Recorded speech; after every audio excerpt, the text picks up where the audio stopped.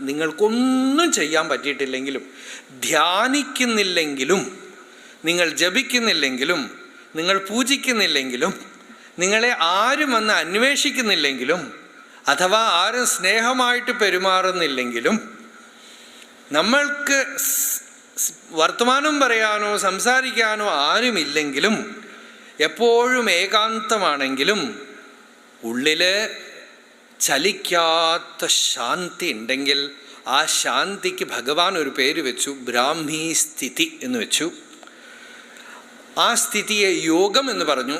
എന്താ യോഗം എന്ന് വെച്ചാൽ ദുഃഖ സംയോഗ വിയോഗം എന്ന് പറഞ്ഞു. ദുഃഖത്തിനോടുള്ള കണക്ഷനെ കംപ്ലീറ്റ് ആയിട്ട് കട്ട് ചെയ്ത് കളഞ്ഞു എന്നർത്ഥം. എന്ന് വെച്ചാൽ ഇനി മേലാൽ ദുഃഖത്തിനും എനിക്കും സംബന്ധമേ ഇല്ല.